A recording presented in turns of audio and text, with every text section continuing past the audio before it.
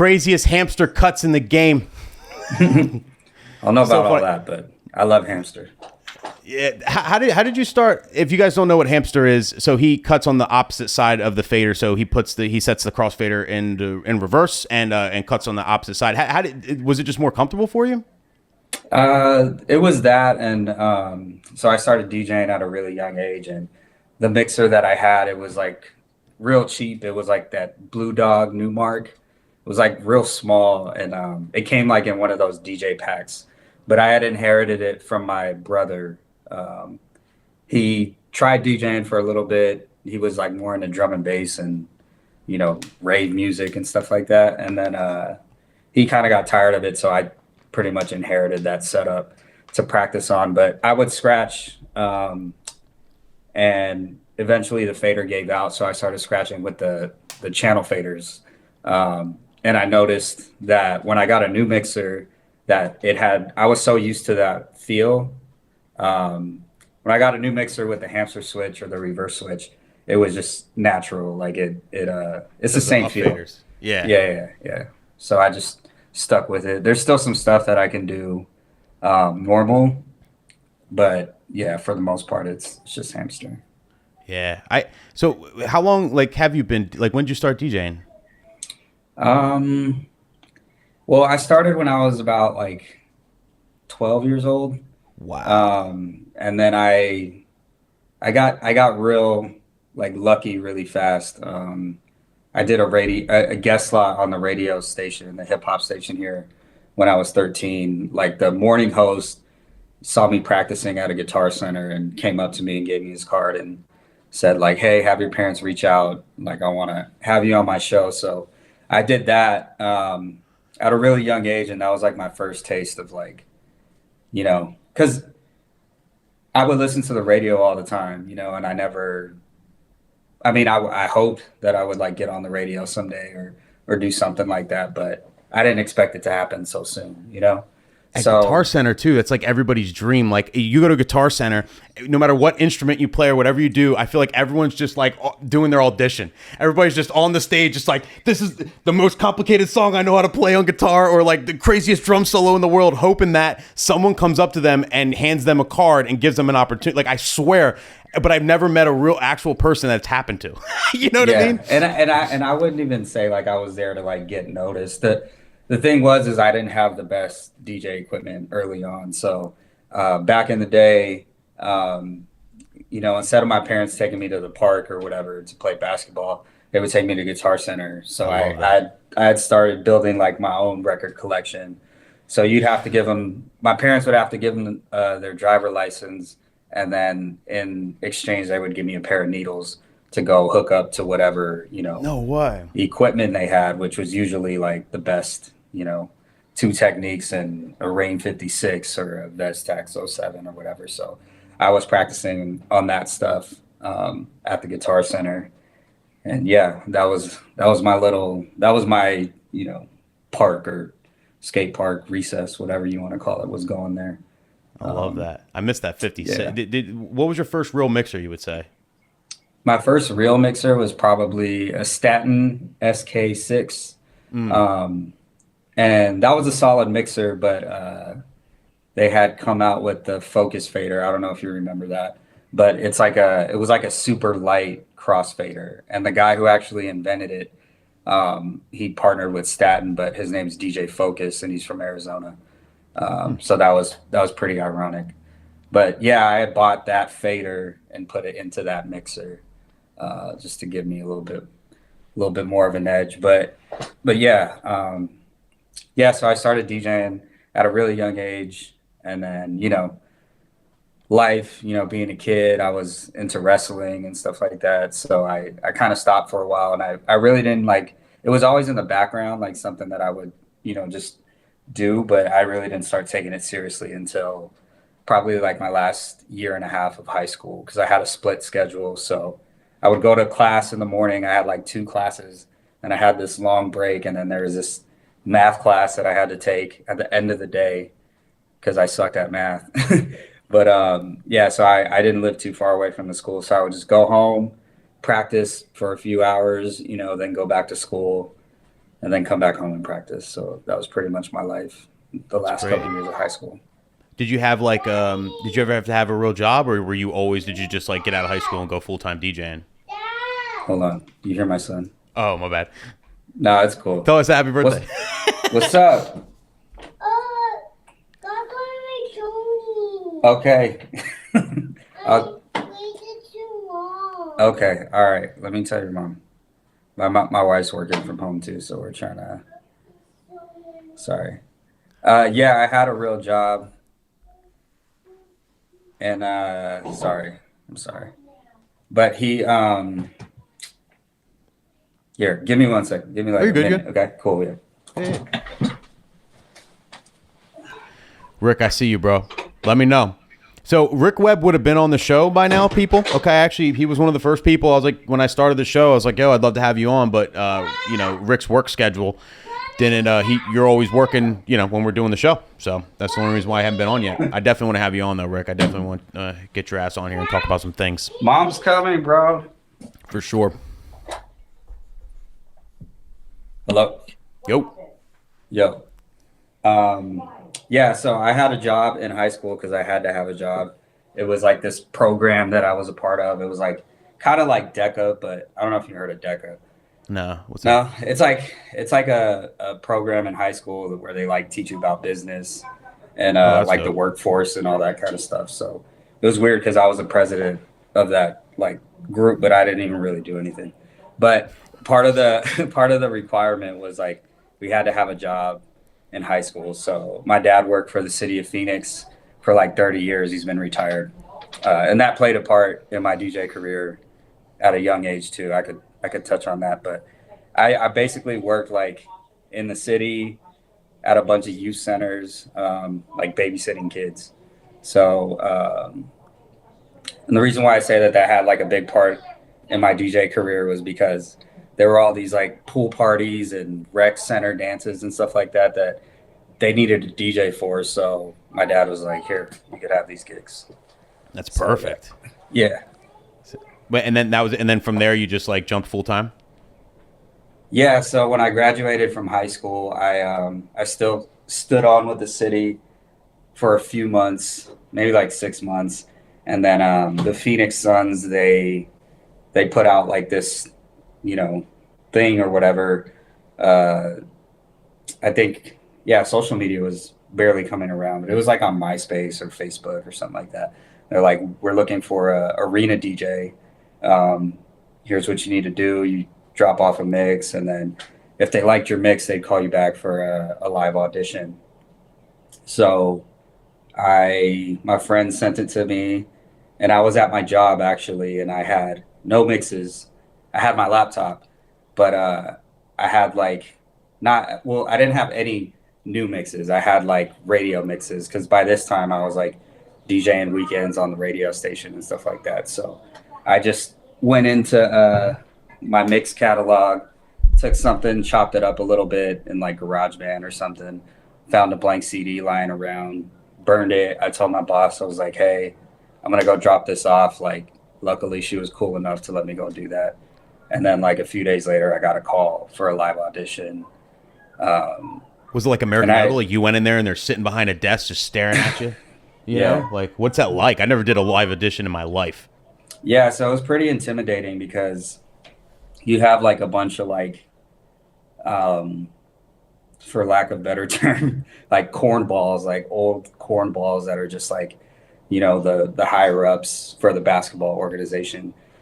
So they're just sitting there like in the middle of center court pretty much, and they tell you to bring all your equipment or whatever you would prefer to play on. So I come in with this big ass coffin and my turntables and my mixer, set everything up, and they give you like a cue sheet.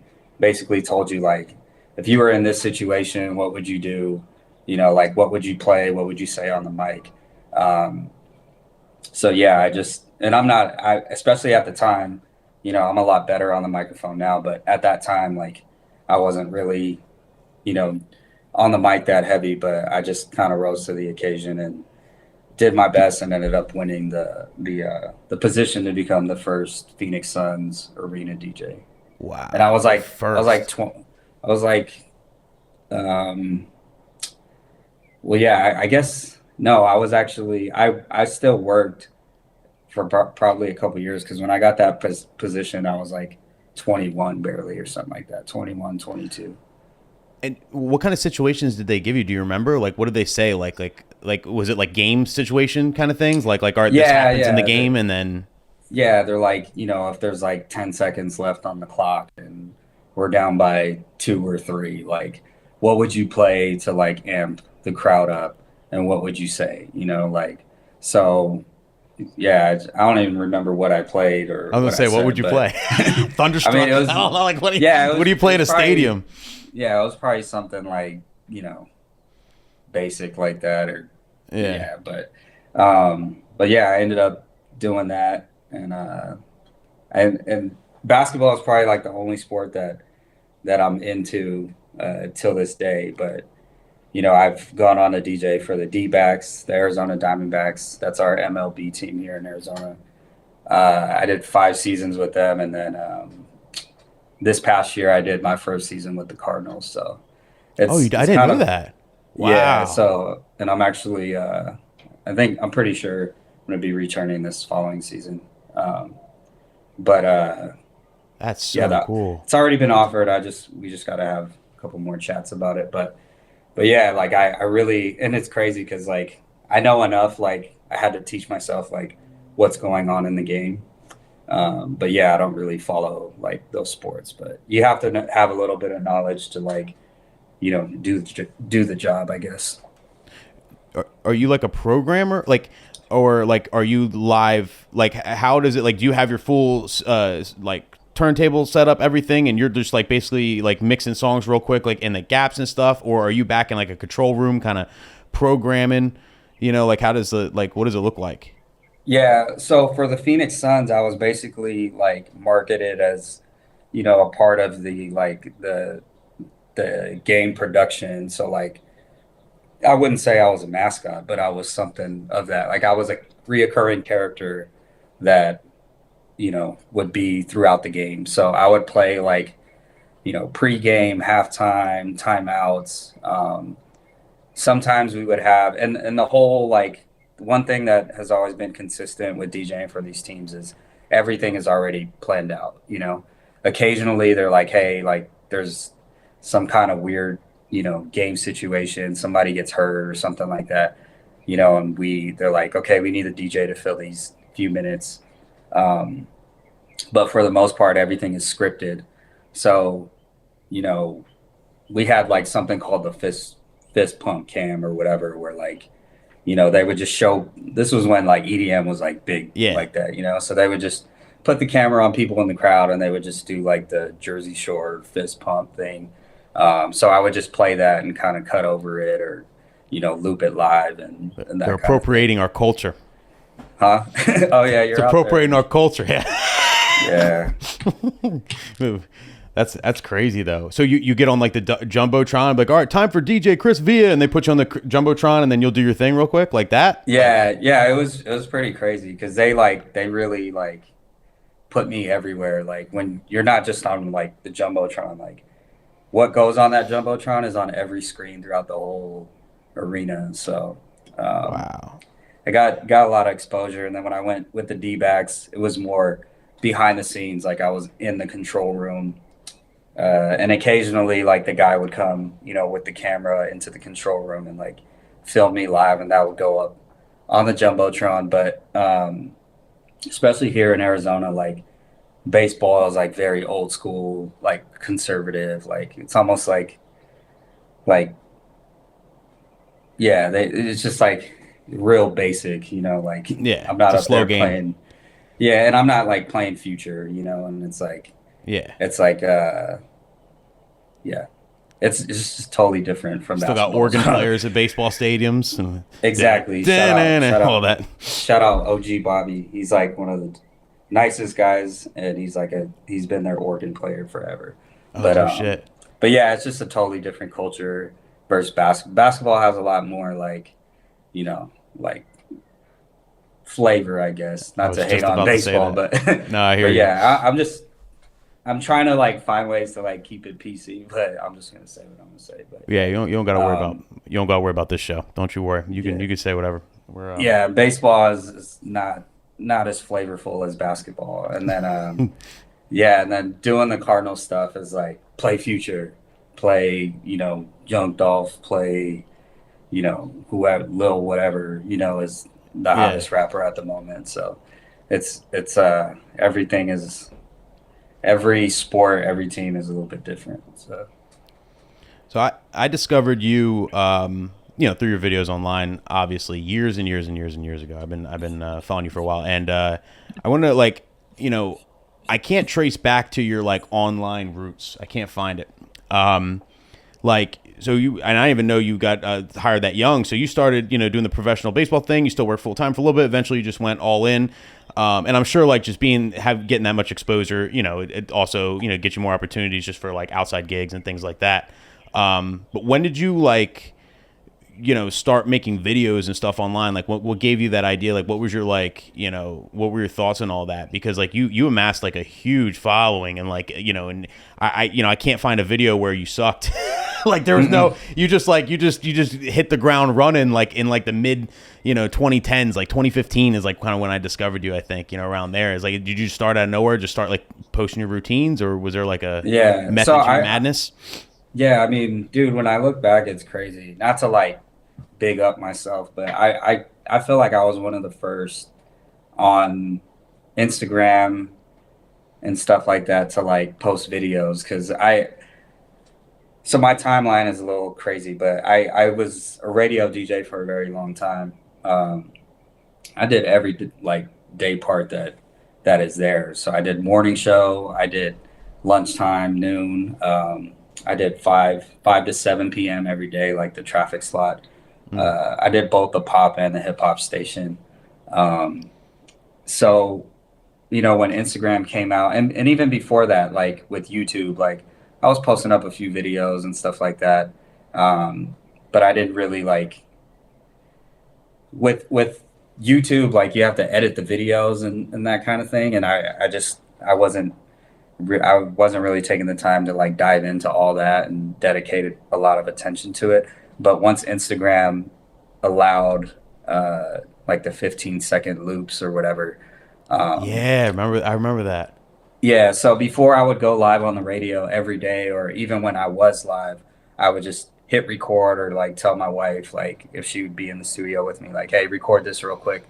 And it would just be like nothing crazy, like no wordplay, like nothing fancy. It would just pretty much be me like cutting in the song because the way like it would, the way radio works is, you know, you have these things called sweepers that promote the station and the DJ and the show. It's like Power 92. This is the Drive at 5 mix with DJ Chris V or whatever.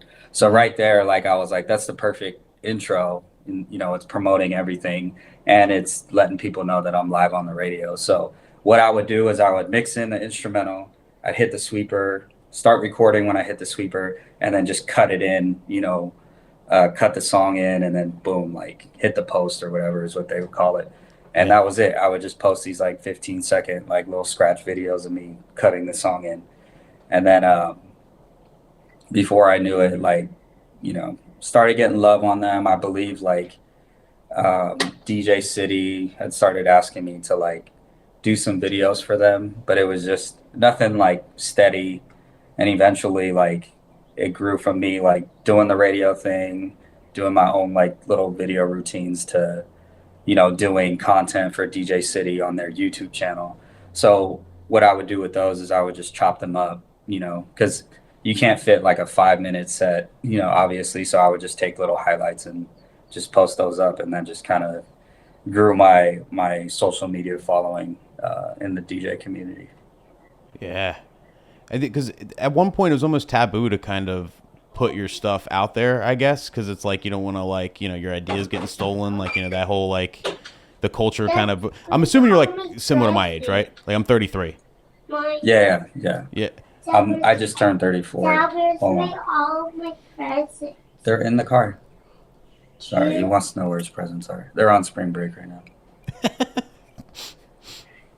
Can you wait, Not dude? too loud. Okay, bro. I'm sorry. No, you're good. Um, Here, all right. Yeah, I mean, I don't know if it was, what do you mean by taboo? Like, Well, like how AM mode and a lot of DJs were like, didn't want to, like there was definitely a whole, generation of DJs that were kind of like against, any type of like content online because it's like, you're giving away sauce, whether it's a mix, whether it's like a routine, or even just a tip or, kind of stuff I do on my channel. yeah, I've never really been like too mad at that. Like, I've had a couple situations where I've gotten upset about stuff like that, but for the most part, no. Like, being from Phoenix, Arizona is like, you we don't really get the credit that we deserve. So I feel like we have a rich history of dope DJs. Um, and I feel like we've always had to scrap a little harder just to like get recognition. So as soon as I could put stuff online, I was happy to do it, you know? And I Mm-hmm. know that like, yeah, I mean, you can't be afraid of like giving away sauce or whatever. Like you just have to keep creating, you know, because there's only people. I feel like people know what's up, you know. What do you say to DJs like?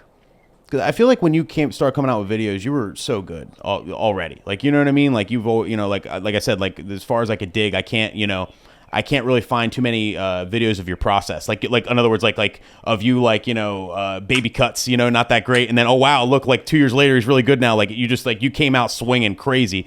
Like, should DJs wait till they're at a certain level before they start posting content? You think, like, is there like is there a fine line with that? Like, is it sometimes too early to like post content if you're not there yet, talent wise, or like, what are your thoughts on that? Um, no, not really. I just feel like as long as you're trying, you know, and I think it's cool. Like you can kind of document the process, you know, or the progress. Um, and I feel like even it's kind of a double edged sword because, you know, sometimes people are just so quick to get online and show what they can do, whether it's just for fun or it's because they just want the attention right away or whatever. But I like to like embrace the positive of it. Like this person is trying, Mm-hmm. and they're making an effort to actually be creative and not do the same basic stuff. But the thing that you have to be careful with is like there's so many DJs online now, So I just we just got to be careful of what we're showing. That way, we're not influencing a whole generation of mediocre DJs. Yeah. Um, and that may sound kind of harsh, but like it is. It's a craft. It's an art, and people are so like quick to be like, "Oh, you DJ? Oh, wiki," or like they think Mm-hmm. of it as like a joke or like not a form of of legit music or musicianship. You look at some of these guys, the way that they're scratching, and it's incredible. Like how can you not say that that's musical? How can you not say that that's not jazz all over again? Um, I but agree. yeah, we just have to be careful. But I do like to just be like, all right, well, this person's trying. Um, yeah, A for effort kind of thing. How did yeah, yeah. did you learn how to cut first and then like start like like what did you learn everything at once? Did you learn like did you practice scratches first and then like start working on music and mixing and all that sort of thing? Like how did you what was your process in learning? Yeah, I mean, I would say I knew how to beat match um, early on, but being that young, not really DJing a lot of parties and clubs. Hold on, do you hear like a noise in the background, like a white noise? I No, don't think so. okay. I think I hear a They bird left. chirping, to be honest with you. Oh, okay, yeah. The door's open and they left like the fan on in the other room. So if you want me to Uh, turn it off, I could run and no, turn I it think you off. sound good, bro. Okay, cool. All right. Yeah. Yeah, so like I think me being young, not really DJing a lot of parties, I think I was like, okay, I know how to mix two records together. Like I understand that concept. now I'm just going to focus on scratching. I never really thought like mixing is more than just beat matching, you know? Mm-hmm. So I would say once I started doing radio, like straight out of high school, um, because yeah, I still had the city job, but me doing that like set when I was 13 years old, I met a lot of people at the radio station, and they told me like, "Hey, when you graduate, you can come DJ on the radio. Like you have a job here, you know." So I kept in touch with a lot of those people, That's and then so cool. when I graduated high school, I was DJing like 3 to 6 a.m. or 3 to 8 a.m. like on the weekends, carrying crates. You know, like I wasn't even on Serato yet. Um, Graveyard shift. yeah, so like it was nice because like you didn't have like that pressure of being on prime time, but I learned like really quickly. Like I noticed where I was flawed, like with my mixing side of things. Like I could scratch really well, but I learned that like, hey, especially being on the radio, like everything almost has to be like it all has to be perfect almost, you know, like um it's not like when you're in the club and you mess up, people are drunk.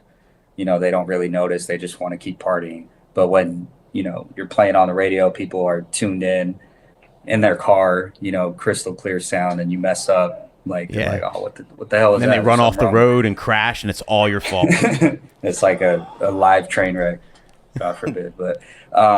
That's But insane. I'm yes, surprised. Like, more power to you for even graduating high school, bro. For me, man, if they told 13-year-old me that I got a guaranteed job when I'm 18, I don't know if I would have even gotten through school. I would have failed. I would have been, nah, my life is set. Don't you? yeah. I'm gonna be on the radio at 18. All right, kiss my algebra, kiss my ass. Like, Nah, and I tried, dude, because the thing is like, um, especially like when I got into DJing, it wasn't like how it is now. You know, like you tell your parents today's like youth can tell their parents, I want to be a DJ. Dad goes out and buys them a controller. It's all seriously, compact. They most of them already have like a computer for school or something like that, you know. you So got beat it's source, all the music yeah. you need. You're good. Yeah. So like when I was starting off, you know, like it wasn't socially acceptable to be a DJ. So first of all, big up to my parents for like really trusting, you know, in me and that and seeing the potential like, hey, this kid is good. Like we're gonna, you know, support him, whether it's, you know, helping him buy gear, help getting him gigs, you know, just supporting me as a DJ. And I'm not the only DJ in my family. You gotta check out my younger brother who's a year younger than me. His name's DJ Matt Villa. Oh no And shit. I'm gonna he's write that a down. yeah, he's a beast too. I try to get him to like post more and make videos and stuff like that. But he actually DJs on Globalization, Pitbull's Sirius XM station Friday Dope. nights. I think around like it's like 7 or 8 p.m. West Coast time. But yeah, check him out. Yeah, But everybody yeah, check so out my Matt Villa. parents, yeah, so my parents like they were really like embracing of the whole DJ thing with us. Um, so when I graduated though, like there it wasn't like I said, it wasn't socially acceptable. So like I was still trying to figure out my path. Like so I tried going to school and stuff like that. Um, yeah, I went to like community college and was like trying to go to ASU out here and but then I just had to ask myself like what am I doing? Like, you know, like this just isn't for me. Like I just accepted it and I was like I'm really good at this one thing. So let me just, you know, instead of spending, you know, hours a day in school, like not really like being interested in it, not really picking up on some of the things. Like I'm just gonna put my attention into DJing. And some And some I people never and I come to that realization, man. You know, and that's a real thing because like same thing growing up. You know, they just pound in your head all through school. If you don't go to college, you're a loser. If you don't do, you know what I mean? You're literally like, you know. And I'm just thinking, well, I got to go to college or else I'm going to be a loser. I don't want to be a loser. Like, you know, DJ is not a real job. And like, you know, some people never, you know, like come to the realization that you know what, I'm just going to go all in. Like I'm good at this one thing. Let's just see what happens. You know. yeah. Yeah, man. So I just had to accept it, and the crazy thing is like I'm on the board of advisors for a DJ accredited DJ program out here at Scottsdale Community College, so you can actually get a What? degree like a DJ degree. So No. shout out, yeah. So shout out the guy Ruthless Ramsey. Have you ever seen videos of a guy scratching with the cassette tape thing? Yeah. Yeah, that's my Yeah. homie Ruthless Ramsey. But he can like DJ his ass off on turntables too. But that was like his thing. Yeah. I've seen Um, that before. It's it crazy. yeah, but he's like the lead instructor and comes up with a lot of the curriculum and stuff. So occasionally, like I'll attend a meeting and just kind of give my input on it. But it's like I'm not a college graduate, but somehow I'm Tell me still about there. this DJ degree though. Is it an associate's degree? Is it like legit? Like, what's the actual name of the? I didn't even know this existed. I'm gonna look at this up. Yeah, it's yeah, it's an associate's degree. Wow. Um, yeah. So they do like, you know, they teach about DJing, and then they have like your final is like a performance and that kind of thing. It's pretty cool. Wow. So like Scratch I'm not Academy a only real deal, kind of. Not that Scratch yeah, Academy is a yeah. real deal, but like Well, it's at this an is actual college. yeah. And to be honest, I gotta check in with them more. I don't want to speak on it too much. I just know that somehow I'm on the board of advisors, and um, yeah, it's something to look into though. What's the name of the college? Scottsdale Community College. Scottsdale Community. I'm gonna look that up. I think it's so interesting. We can Yeah, make a and video and out of that. a funny story about Ruthless Ramsey is that he turned off the bathroom fan in there too. The funny thing about him is so I mentioned my dad worked for the city of Phoenix for 30 years, so he worked at a lot of these youth centers. And Ramsey was one of the kids that would go to the youth center, and my dad would hire him to do gigs and stuff like that. So it's just like funny how like Wow, full there's circle. yeah, and there's just people in my life that like there's that connection there, so he always shows love and that kind of thing. Always takes a lot of pride in knowing that we have that link. Um, yeah. That's really cool. I like Phoenix. I was there once. I was introduced to Mexican style street corn. This dude had a shopping cart with all the fixins on it, and we roll up, and it was like $4 cash, and he would make you the craziest corn you ever had in your life. And they put like Yeah. it was like mayo and like this red stuff, and then the cheese, it's ridiculous. It like blew my mind. Yeah. I'll never forget that. But yeah, it was Yeah, elote. When were you out here? years ago. Yeah. I used to be on a traveling car sales team, Oh, before I cool. decided to go full time DJing. So I did a sale in Phoenix one time, like probably Cool. 2010, long time ago. Yeah. Got to get back out there. But how do you because I would say it's like more rare. Like, how do you balance like DJ with family life and everything? You know what I mean? Like having two kids and your wife and everything. Like it's got to be a lot. Like, what do you have any tips for that? Like, kind of. Yeah, don't be a douchebag. Um, don't like, don't be a degenerate, Like, I'm not perfect. Like, I like to drink and stuff like that when I DJ. Like, I'm not trying to sound like I don't, but I was raised fortunately with really good parents, and my parents like they didn't drink at all growing up. So like even when I started drinking, I didn't start drinking since till I was like 23 or something like that. Wow. And I would never like drink around my dad. Um, but yeah, so I think just like my upbringing just kind of instilled that like be there for your kids. So like even if I end a gig at 2, I get home, get paid out or whatever, get home around 3, like there's soccer game in the morning at 7, like you just wake up and just be there for your family. Like I don't really know any way else to put it. And you can But fix sleepy, but you can't fix hungover, right? Jason Weiss told me that. uh, yeah, I guess. Kind of, where it's better to Yeah, be sleepy than hungover, So it's like if you got early, yeah. But I don't know. I'll just be there. And what else? What else? Now that I'm getting older, just being out late, like I realize like I have to take care of my body. Like I have to get the rest in, even if it's just a cat nap. I have to exercise. I'm drinking, my water and stuff like that. I run a lot. So it's just all about balance. I feel like the DJ life can be really crazy and it just kind of sucks you in. Every night is a party and that kind of thing, but you just really have to take care of yourself, and you can't take care of others unless you're healthy, mentally and physically. So, yeah. How do you find time to practice and stuff? A lot of people would, I think it would be a common thing. It's like, listen, I would love to learn how to boomerang, but I got 2 kids and I don't have time to practice learn how to boomerang. You can boomerang at triple time. No, I really can't. I really can't. And it's, I mean, like let me just focus on answering your question first. So I would say I don't practice technical things as much these days. Okay. I feel like and not to say that I can't always learn and evolve. But I would say like I have my style, like my sound.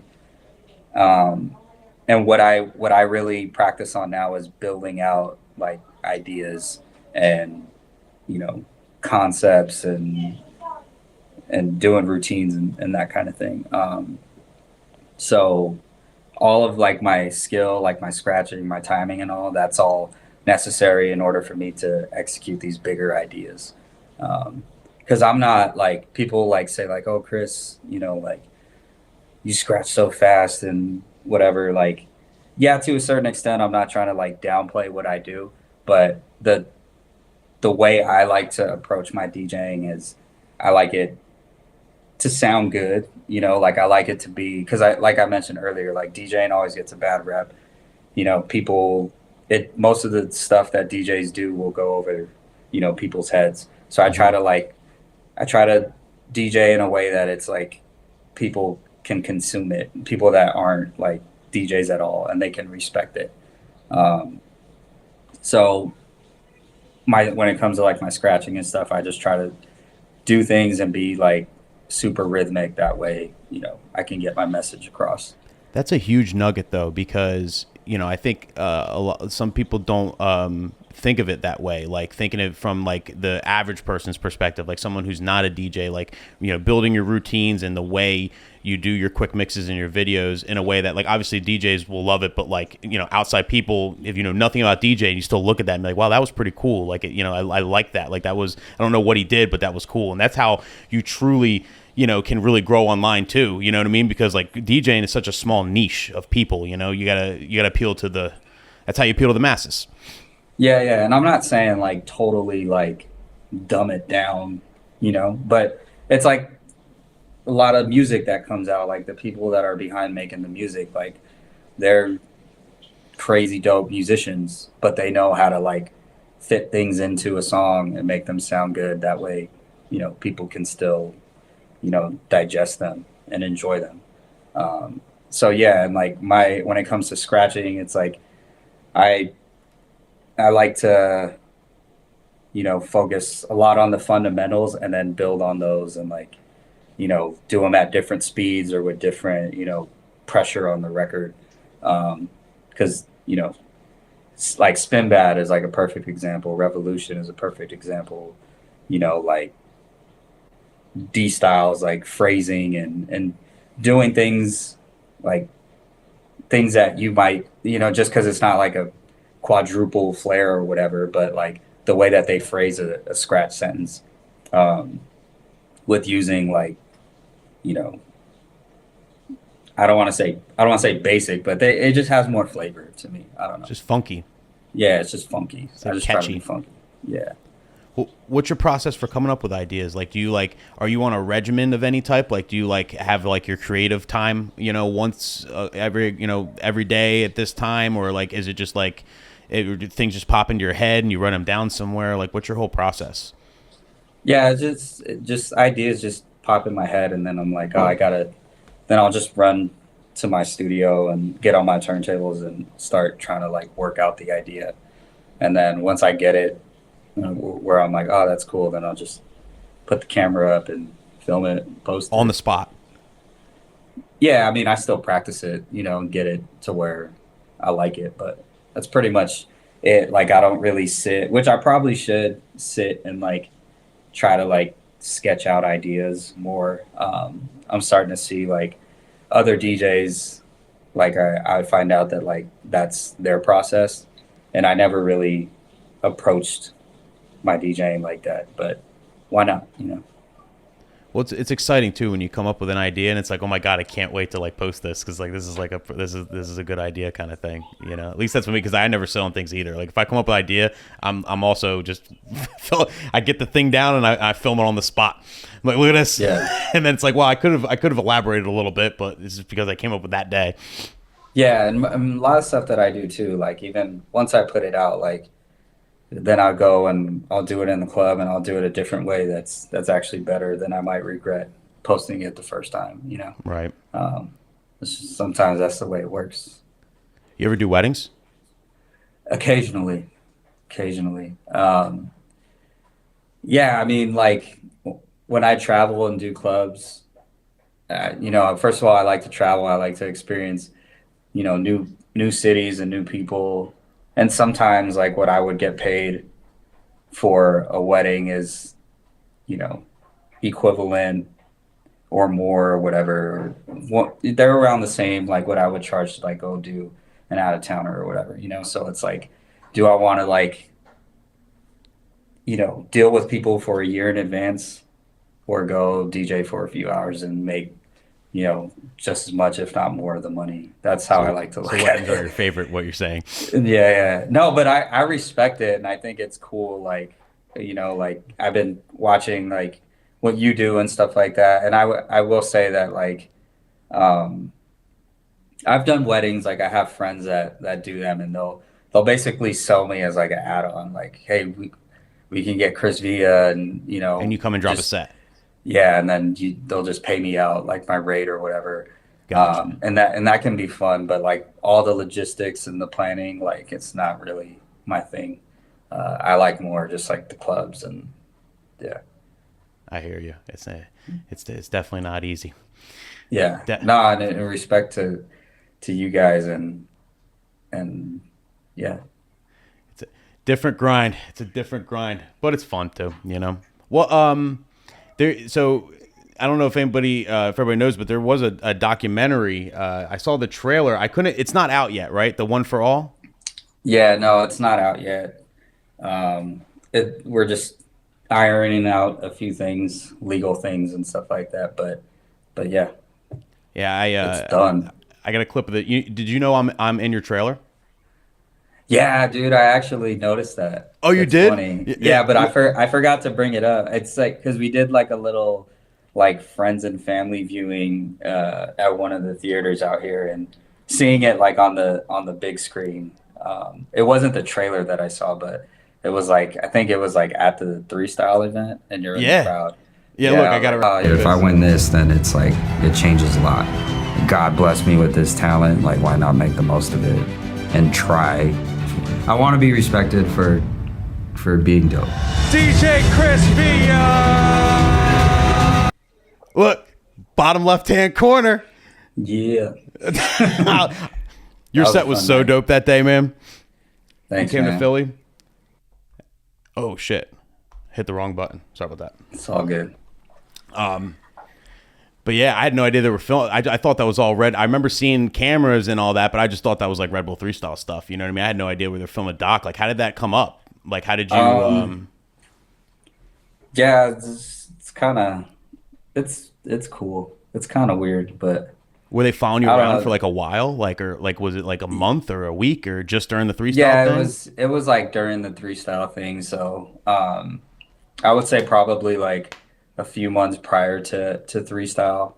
Um, they were filming out here in Phoenix, and in my home and coming to some of my gigs and interviewing friends and family and stuff like that. And then they went out to Philly to film at Three Style. But yeah, it's pretty cool. Was it like weird having like people just like following you around with cameras and like, just literally just following you around with cameras. Like, was there like a boom mic guy like holding the mic? You know what I mean? Like you see in behind Nah, the scenes I videos. mean, like, have you ever seen that movie, Long Came Polly, No, with Ben Stiller and Jennifer Aniston? No.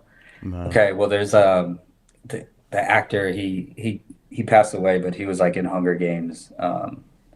But he plays this character where he plays like a childhood star, and then he grows up, and he was like in one movie, and like nobody like really recognized who he was as he got older. But he had hired like some friends to follow him around and film him, and he was telling everybody He that was they a were big making a shot. I each. feel like I've seen this actually. Yeah, he was telling everybody that they were filming a E True Hollywood story about it, and like a lot of people bought it.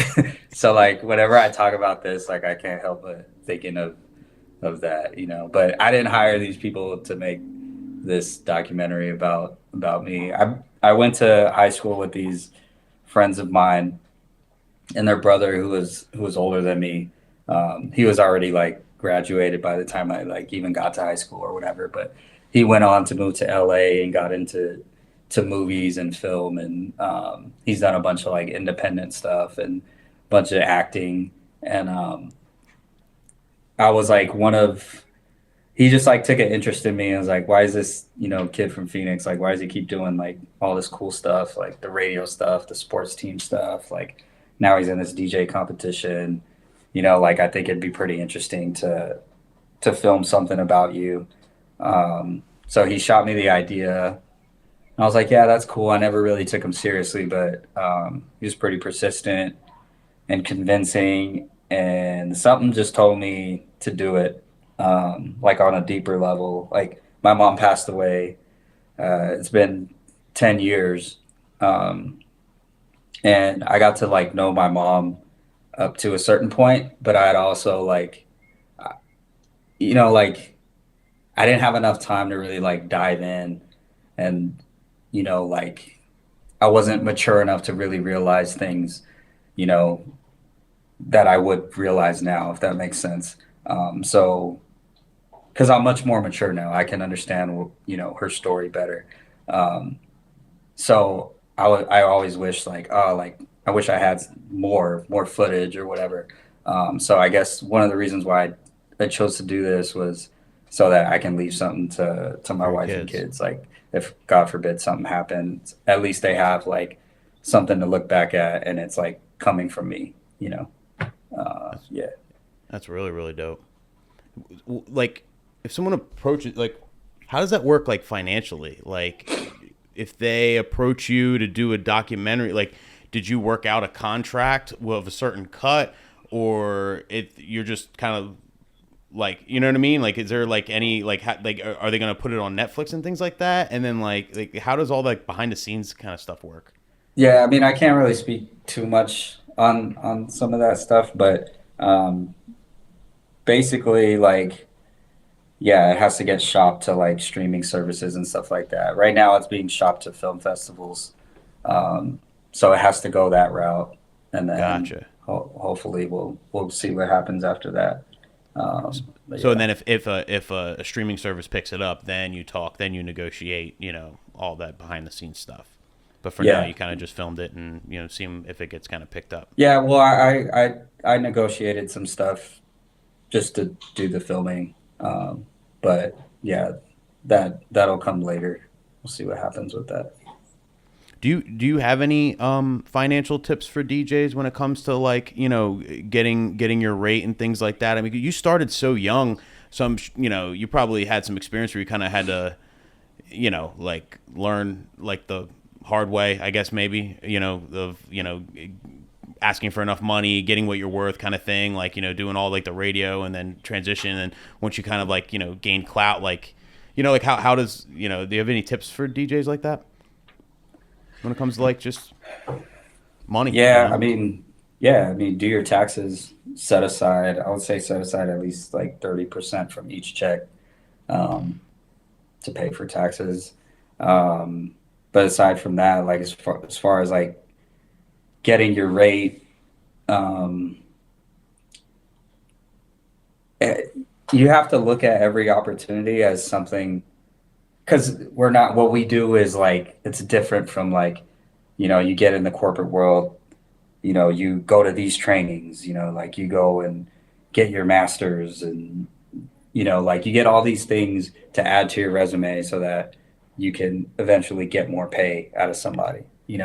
So with DJing, I would say look at, opportunities is that way. Like, oh, I DJ on the radio. That's one more thing to add to my resume that makes me more valuable than the next guy. Like, oh, I Rebel three style US finalists, DJ for these sports teams. You know what I'm saying? Like add to your resume, create more value for yourself because yeah, like I'm sure a lot of these DJs are out there doing a great job. But, what separates you? You always got to think about what's going to separate you from the next guy.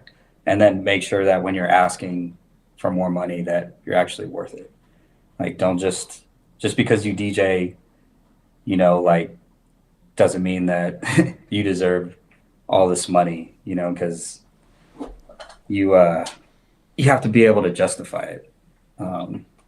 What are you improving like the club's business, their following, things like that? How many Instagram followers, social media followers do you have? Not just for clout, but like that's gonna if clubs see that, and you're doing like promo videos for them. Like I do like scratch videos for my residencies, just to promote the nights or whatever, like get Like the eyes lunches on. brunches thing, like that infamous. Yeah, yeah, yeah. That was for one of the Yeah. right.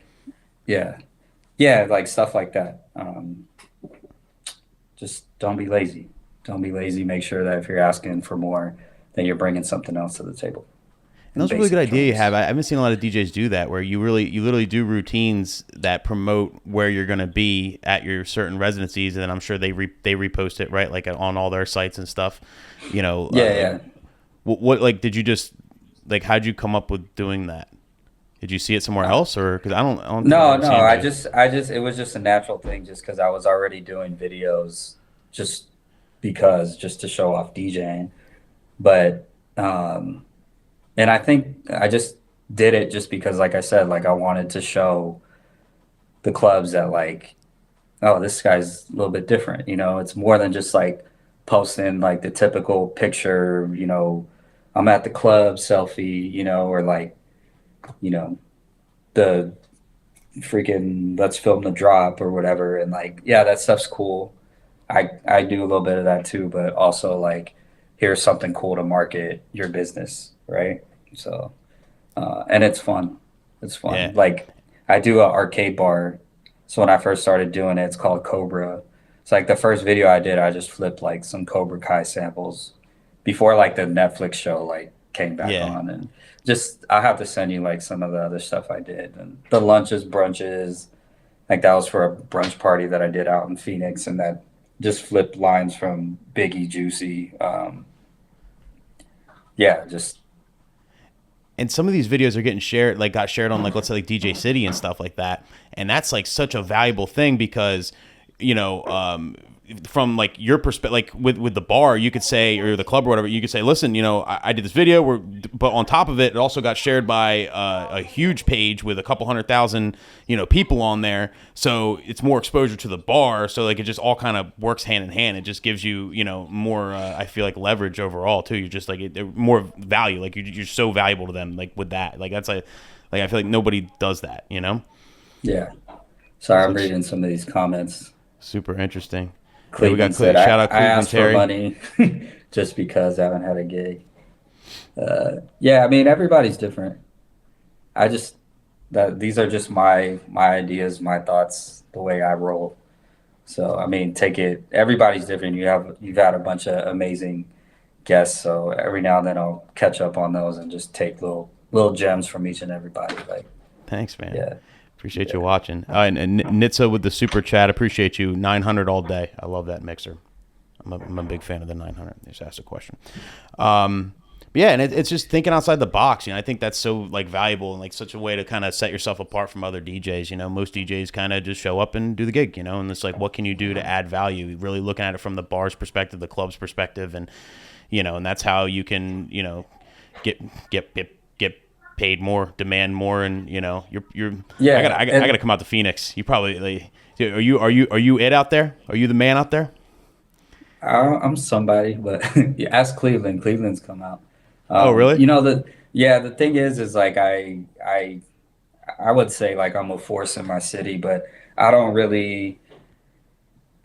I'm very selective on the gigs that I do here. Like I just DJ for one company, and I just do Friday and Saturday, especially out of COVID, and that's one thing that I wanted to touch on too. Like don't like you have to like take the initiative to learn more. Like and sometimes like it's not like an immediate you know use of that new skill, but eventually down the line, like if you have it in the bag, like it's going to come in handy.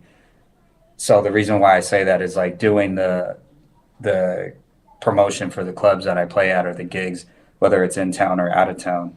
um when I was in AC, I flipped what is it, the Jay-Z, when he's like, from the crap tables down in AC, back on the block, Jay-Z. Remember that line? But Yeah, I missed that though. I didn't see I'll that have to routine. send it to you. AC, But that's like I, my stop. That's where I'm at. yeah, That's where I'm from. Atlantic City. But yeah, like so when I was doing that, I never really like I was like, oh, this is just for the clubs, right? And then COVID hits. Okay, what are you know like what are some other ways that I can like bring in some revenue? You know, all my gigs are gone. Hmm. So I started, I had companies, come to me like and say like, hey, we want you to promote our product. I have a whiskey company, it's called Screwball Whiskey, and then I had like a weed company that was paying me. So I was able to like do these promo videos for them and Isn't weed illegal in Arizona? Like, isn't it like a no, it's felony? no, it's legal. It's It's legal now. it's recreational. Yeah, it's been for a long time. There's like dispensaries everywhere out here. Oh, yeah, because I looked for the random story. I I was in Vegas, and me and my girl rented a Corvette, and we drove to the Grand Canyon, one of those bucket list things, right? So we're driving down the road. It's a convertible, right? I'm on like joint three, enjoying my life, singing the songs I want to sing, hair in the wind, right? And we're on the way to the Grand Canyon, and then we pulled over, and I saw that it was the Hoover Dam. I was like, "Oh, let's stop at the Hoover Dam while we're at it." Right? We pull up, and I literally had one lit. Right? Just the stupid. Right? Years and years ago. Right? When I was young and dumb. Okay. So no. And we pull up, and the Hoover Dam is a federal whatever.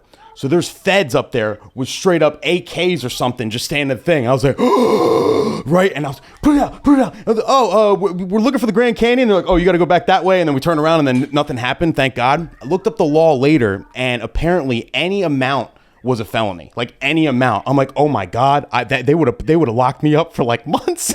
We would have Yeah, been if gone. it was years ago, like Yeah. there's dispensaries everywhere, It but was like 2013, I think, something like that. So yeah, it that's might crazy. have just like was just getting to be because there's been levels to it too. Like it was, yeah.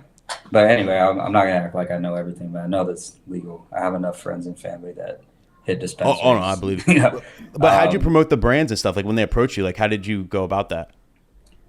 so I just would make like my scratch videos, and what's cool too is like live streaming. Like I had bought an iRig like a few years back because I was live streaming my radio sets when I was on the radio live. I was just streaming it to, I think at the time it was like Periscope or something on Twitter, and then I was doing Instagram live. So when COVID hit, like I started live streaming on Instagram like almost instantly because I already had the iRig. So yeah, DJs like invest in yourself, invest in learning new things, buying new tools, and eventually like it'll come in handy. But when I was doing like the marketing videos, like I had green screen, so I was able to like do some trippy like psychedelic like background, and then just yeah, go from So you're there. kind of already And ahead of the game, and then when the world shut down, then it was a pretty easy transition to go into live streaming and eventually like because you yeah, have a yeah. great Twitch channel too. Yeah, I mean the Twitch thing, like shout out Cleveland. Like I had texted him a few times and tried to get input on certain things, and that was more of like a versus like IG Live. You kind of just plug and go. Hmm. But when I was making the transition over to Twitch, there was a lot of things that I had to figure out, a lot of things that I had to buy. But now that I got it all, I mean, it's pretty much, smooth sailing now. And, I even have like a mobile setup that I bring with me to the club. So like when I do my Friday and Saturdays out here, I'll go live most of the time. Sometimes it's like, sometimes I'm just not feeling it because it's like, it can be kind of much to focus on the crowd in front of me and check in with the chat every now and then. What's your mobile setup? So Like, what it's do you use? I have the Go Mixer Pro. The Roland. Yeah, I know yeah. what you're talking about. I think I have one here. The little guy. Where the hell is it? Maybe I don't. It's gone. I thought I had Oh, one right word. here. But Yeah, I know yeah, you're talking about the little John, but it's battery powered, right? yeah, yeah. Okay. And you can I found an adapter too where you can charge it too, so you don't actually have to run it off of battery the whole time. Can you send So that? Can you send that to me? yeah, yeah, Like later yeah, on, whenever. Oh, I didn't know that existed. yeah. Yeah, so I That's mean, huge. I upgraded to that just because, you know, I'm like over here shouting out, you know, So bits you and use your stuff like phone as a that. camera? Yeah, yeah, yeah, yeah. I mean, I Wow. was never really overkill, but I'm saying like if somebody like bought like 20, 10 subs or whatever, like in the chat, and I'm DJing at the club, like I don't just want to like totally like disregard that person, so I would have to acknowledge it. But what's cool about the Roland join is that there's a mic input for that, so I can actually talk to the chat and then And it doesn't not come have. outside. Yeah, yeah, yeah, yeah. Oh, so you have a separate mic. But I was pretty That's creative smart. about it because like say like there's Big Booty Judy in the chat or whatever, right? So instead of like being at the club and shouting out like, "Yo, Big Booty Judy 69," like whatever, it's her birthday, but she's like actually in the chat. She wants a birthday shout out in the chat, right? So Yeah. instead of me like, so I would flip it. So I would just get on the mic and just be like, "Yo, like it's Judy's birthday, make some noise." And everybody would make noise for Judy, but Judy isn't actually at the club. She's in the chat. But Oh, that's yeah, crazy. so I would just try to like flip it like that. That way, like it's kind of like like this chat is still getting what they're asked, what they want, but the club crowd isn't like, why does he keep shouting out like you know screen names and Yeah. yeah. They So they want to know different. You just said Judy. So do you have the camera kind of set up? I gotta catch one of these live streams. So you have the camera kind of set up where like you could see the crowd and you and everything, and then you could just like kind of turn around and like. yeah, I mean my crowd knows that I keep it pretty like pretty pretty ghetto because like like it all depends on like the Wi-Fi connection in the club, right? Okay, true. So I'm real like straight up with my audience. I just tell them like, hey, like I'm DJing from the club. Like you guys want me to go live, right? Cool. You got to understand that sometimes it might cut out, but just know that I'll always come back and reconnect. I'll And if always be I back. yeah, and if I don't, then the moderators will let the chat know, and it's a wrap. That's the end of it. But for the most part, I just bring my iPhone. I have a little pop socket, like I have a pop socket thing on my phone, and I have like this little rubber like stand that I got at Target, and it just goes like that, and you can like adjust it like any way you want, or like clamp it onto anything that you want. And like I said, I just get real hood with it, and just as long as it looks good and it's standing, like cool, don't touch it. Only I can touch it. So I have it on me for the most of the night, and then eventually, like once it gets busier and busier, like I'll just pick up the camera and be like, "Yo, let's check out the crowd." Like, there you go. But I mean, there's probably more ways that you can do it. Like, you can add a camera and stuff, but then I probably got to bring another computer Yeah, and that kind of thing. And I'm just trying to keep it real, like real live. Like to be honest, like I kind of like the liveness of it, like it's just raw. the the rawness of it. Because I feel like a lot of these streams are really over polished you know. So I think it's a breath of fresh air to have something like that going on Friday and Saturday nights. Uh, but yeah, When do you stream on Twitch like in front of like the setup you're at now, like just at home? Do you have like a yeah, set day? I don't, dude.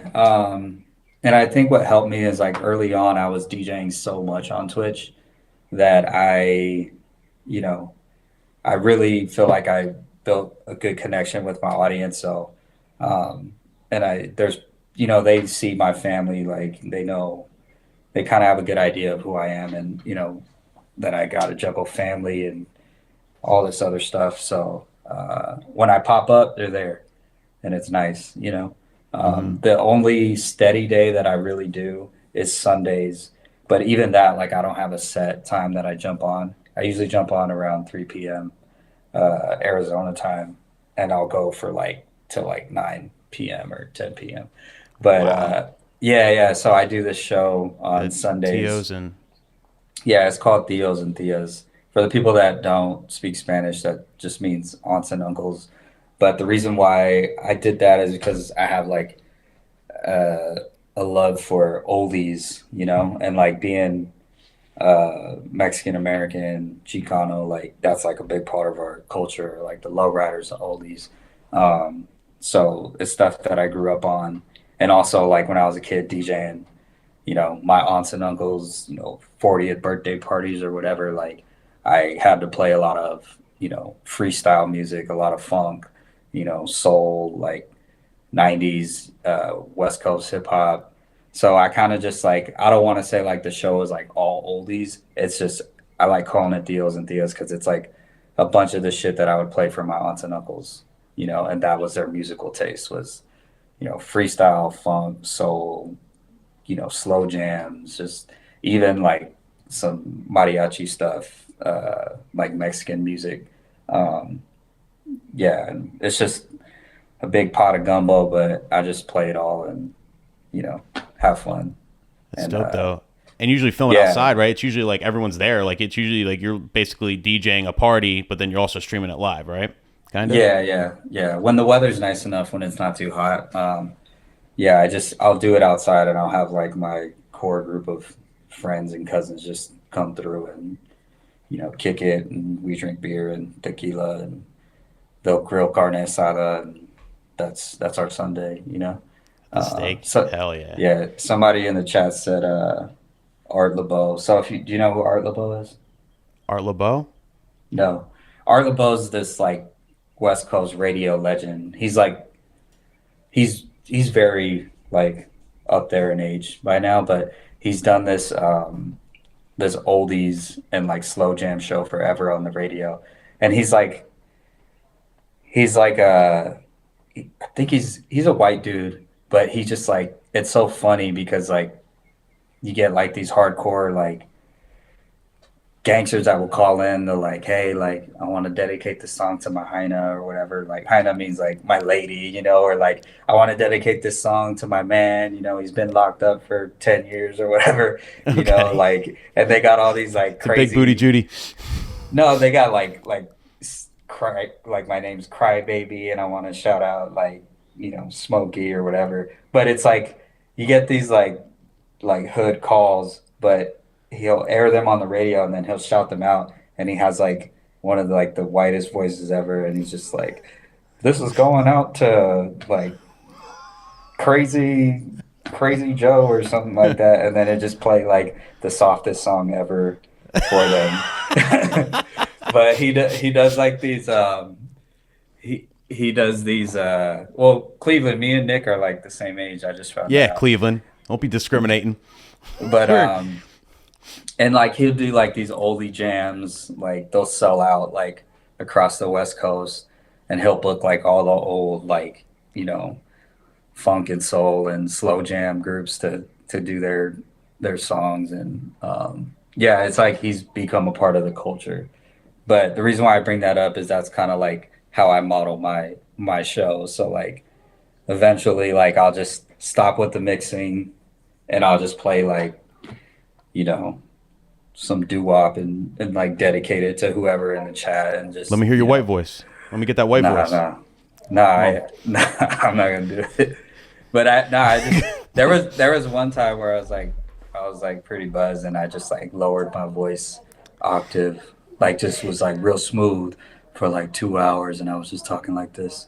and was just doing dedications for like 2 hours. It was funny. It's funny. This next song goes out to Susan. But you bring up like, actually, I can't wait for it to get warm here because I honestly want to do the same thing, like live streaming. Just if it's something you're just DJing anywhere and just turn on the camera and just live streaming it. Like I think it's fun to watch because it's like it's not just like watching you at a setup, just pre whatever and just you DJing. It's like watching you DJ for people in general, and I think that might be like a real easy way for DJs to get into live streaming too. If you don't want to like.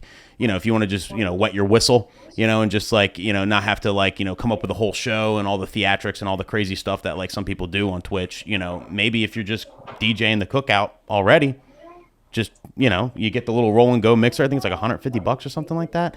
And you just use your phone and you just turn it on and just, live stream the party. You're DJing anyway, Yeah, no, exactly. You're DJing anyway, and you never know what's going to happen. So that's what's cool about it is like you get like, True.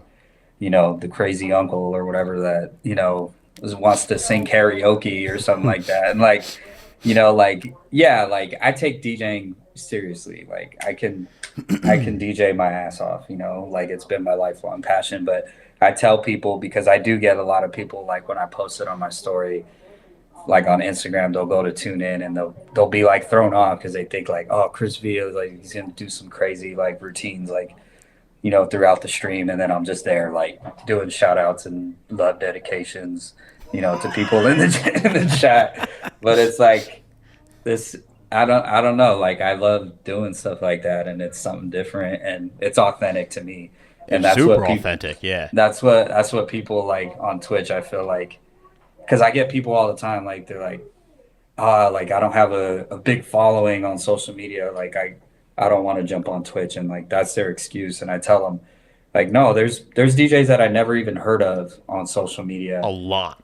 and they're killing it on Twitch, like so don't give me that excuse, like, and it's like it's not the guys that are like you just have to be like authentic, and like be you. And I feel like once people like get an idea of who you are like that, then they get attached to you and they're there to support you on your streams. So it's really about like making a connection with people. Like I wouldn't say like it's always just about the DJing, and like I said, like there are streams where I don't really talk at all, and then you just see me like just cutting up records, and I have those streams too. But I also have real casual, raw, like this is me, like you're coming with me to the club, you're gonna see that, you're gonna see it all. And you got to have a good time. I think people just like watching people have a good time. So if you're just, in your backyard streaming, or if you're at the club streaming or wherever, if you're just having a great time and you're genuinely, that's where it comes just so authentic and so just, it's fun to watch, even. Yeah.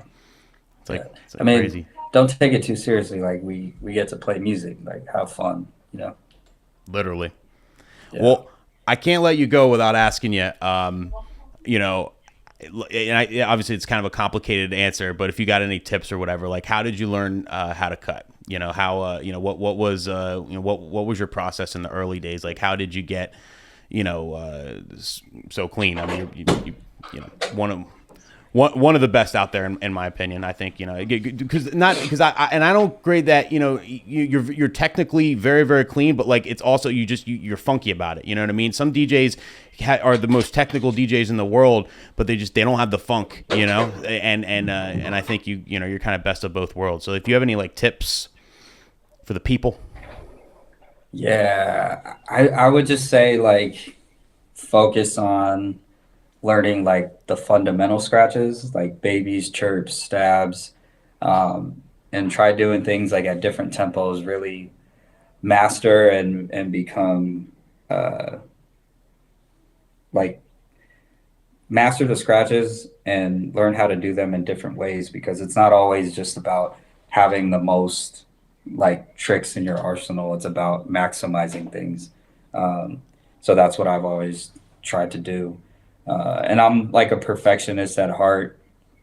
There was a time where like it did benefit me to really like try like so hard to be super clean. because like when I would mess up, it wouldn't sound as bad on the radio or whatever.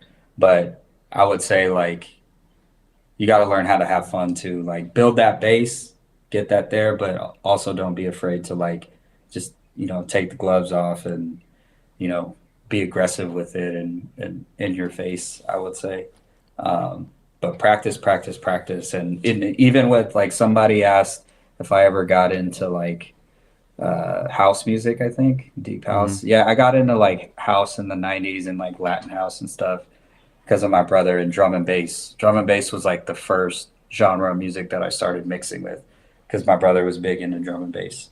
Um, but it's almost like it's taboo, especially like I'll put out a house routine every now and everybody's like, "Oh, this is blasphemy! Like you don't scratch over house music and blah blah blah," which I think is dumb because why wouldn't you want to like add more you know, to the music, to the 100%. I hate experience, rules. There's no rules. Yeah, Don't yeah. I don't say hate that's a rules. rule, There's no rules. Yeah. Yeah. Um, and like people like they skip over the scratching. Another thing, like, oh, only the hip hop DJs need to scratch, which is bull. Because the way I like to think of it is like, okay, basketball, like you have guys that are like very fundamentally sound, like Chris Paul, Larry Bird, like they have the fundamentals and they're not always the flashiest, but they can get the job done, especially in the pinch. So the reason why I like to use that is because if you're DJing, you have the skill to control the record, at an instance. That's because of scratching. So you can, drop songs in. You can make it, you can save yourself in a shitty situation if you let the song run too long, or you can use it as a tool to surprise people to get a better reaction out of a song versus like just blending, you know, 16 bars, every transition, if that makes sense. And do you cut a lot live? Like in a club, would you say like not just cutting things in or cutting things out, but like you ever do any like 4 8 bar, like a whole 8 bar scratch, like scratch for like 8 bar, like a long, you know what I mean? Like do you ever go Um, off or yeah, I mean, it all depends. It all depends. Like if it's the right, you know, time to do things or whatever. Like I want people to look up there and be like, he's DJing.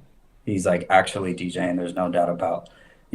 So like occasionally, like, but it all has to make sense, So occasionally, like, I'll cut the music out for a few seconds, or cut the music and then scratch for like a quick, few seconds solo, just so that they get the idea, like, hey, like he's up there, like doing it.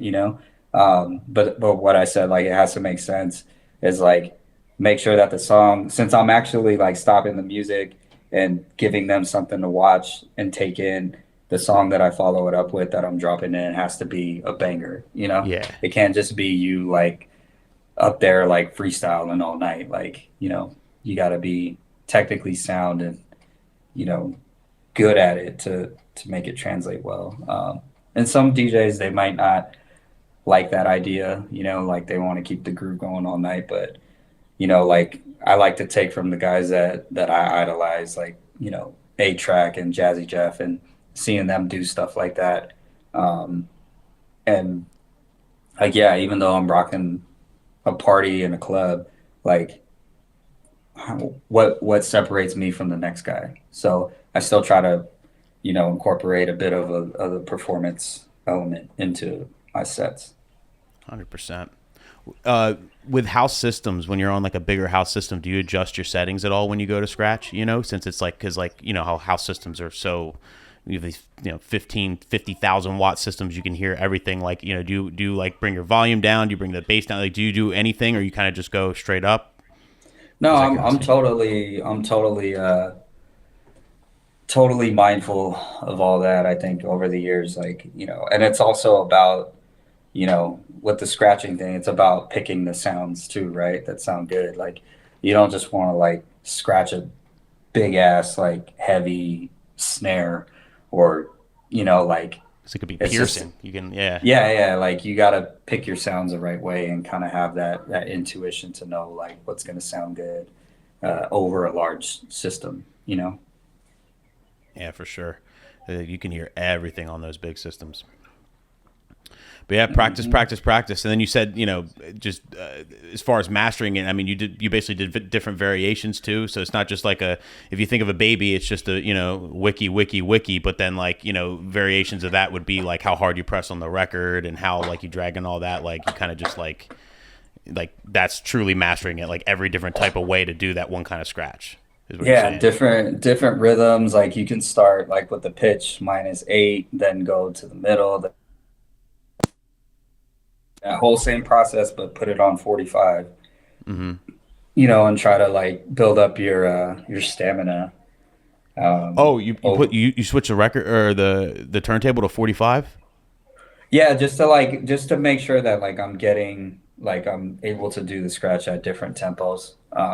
And I'm not the fastest. So I'm not saying like that I can do every scratch on 45. But also if you know the scratch well enough, you can do a scratch at any tempo. You just have to figure out which rhythm like suits you, like how to ride the beat, like. Gotcha.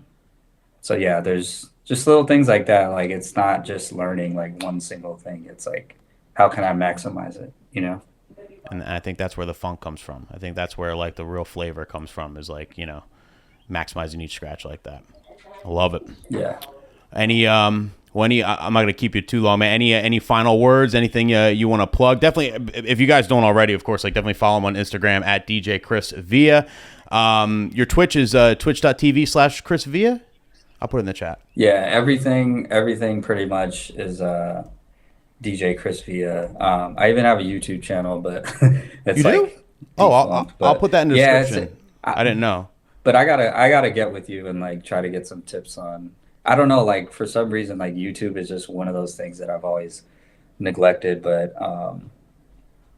yeah. Anything you need, man. I'm an open book. Yeah. I'm still figuring shit out myself, but I have Yeah, stuff but on YouTube. I'm on Instagram, TikTok. I know TikTok, but TikTok too. Yeah, at DJ Chris Villa. dude, That's what I got to get into. I got to start doing that, man.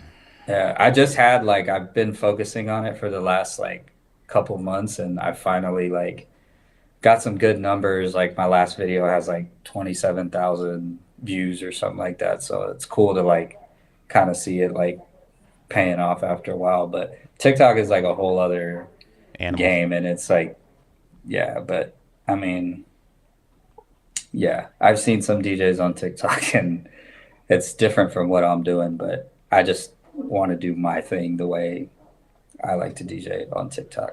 I'm not gonna like try to like play the whole game of doing like the corny like clickbait type of captions and stuff like that. Like it's to each their own, but I'm not into that. But it's a whole different game over there. Me neither, and that's why I'm. Maybe that's. I mean, these are all excuses, but that's kind of. I tell myself that it's like I don't want to go that route, but then I'm like, but the technical route, doesn't seem to get as many eyes. But like, I don't want to just go up there and just mix two songs together. Like to me, it doesn't like make me happy, so I'm not gonna be consistent at that. And then so like I just go back and forth. Like I don't know what to do on Reels or TikTok. No Yeah, idea. just do you. I don't know. I feel like there was a time where there weren't DJs doing like, tone plays and stuff like that on Instagram, and then like it became like the biggest thing ever. So True. you could always make a way, but yeah, it's funny. That's a whole other conversation, TikTok. But you gotta changing. Yeah, you just gotta adapt though. Like you can't. Yeah. I mean, and it took me a while. Like it even took me a while to like get onto Twitch and adapt, because I was like, why am I gonna do Twitch when my whole like audience, like a large base of my audience, is already on Instagram? And it took me a while to like snap out of it, and then now like I love Twitch, like So. And everything feeds each other, And same thing with YouTube. You'd be able to definitely have some crossover from your other platforms that go into YouTube to give you a good head start, and then you just, Yeah. roll forward essentially, Yeah, I don't really have any last words if you want to let me go, but I don't want to ignore like everybody in the chat. So if anybody has any questions, like I'm down to answer. Cool. All right, yeah. Then we'll give it a minute. If anybody has any questions, feel free to ask it in the chat. What I did this past weekend, I filmed my whole wedding this past weekend. I'm doing a vlog with DJ City, but I also had Santi, he's like my partner in crime. You got to check out Santi, Chris. He's such a good DJ, man. He's a big fan of yours, and like he's one of those guys, like he learned how to cut so fast because he put in the work, man. Like just practiced and before I showed him how to chirp in like 2017, I think, or something like that, 2016. 6 months later, this dude's chirp flaring, and I'm like, ew, I don't know how to chirp flare. You know what I mean? Like that, like double time, you know? And I'm like, and he just got so good, like so fast. But anyway, I had him grab so he filmed like a lot of little clips of like my transitions and like little routines I do at weddings. And this past wedding, he filmed a lot of that, and I'm thinking about maybe like repurposing that for TikTok somehow. I don't know, but I don't know if that's going to be interesting. I don't know. It's also that little voice, like, you know, no one's going to like this, so like I don't want to post it if nobody's going to like it. You know, you get scared. Yeah, but I don't know. You can't worry about that. Like, you just have to keep creating, and That's it. yeah, I mean, Jazzy Jeff, what did he say? He said, "Die empty." I know that sounds weird, but meaning like you put it all out there. Yeah, like just put it all out there. Like you don't want to like leave this world with like, you know, all this stuff. Like release all your creativity and your ideas out into the world. So that really stuck with me, and like I don't want to let just other people, like the idea of other people like stealing my stuff or whatever, or you know, hating on my stuff in the comments, like discourage me from creating and putting stuff out there. So that's a really good point. Die empty. Yeah. And you just had one question. Do you use phase? You use phase, right? Yeah, they're right here. Yeah. I love these things. We're a game changer for sure. And your setup, what you what are you, like an S11 techniques and phase, right? It's like your main setup? Yeah, S11 techniques, phase. I got these new Pioneer speakers, studio monitors. They're nice, sound good.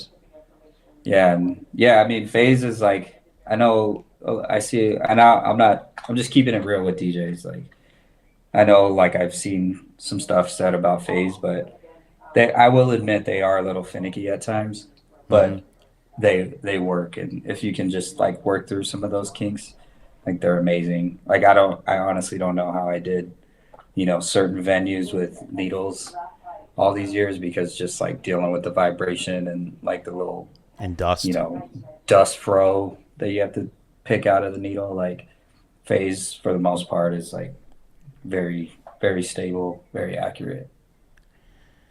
Yeah, I gotta switch to phase for weddings one of these days. Yeah, I'm just scared. so Squeaky said, "What is phase? What does that mean?" So this right here is like, watch, hold on.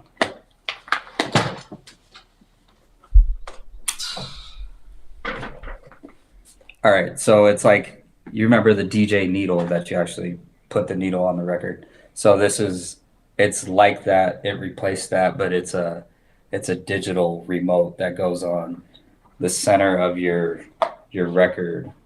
So like that. So this is the remote, and it stays on with that little sticker, and it can be on like any device though. That's what's crazy. Like you can like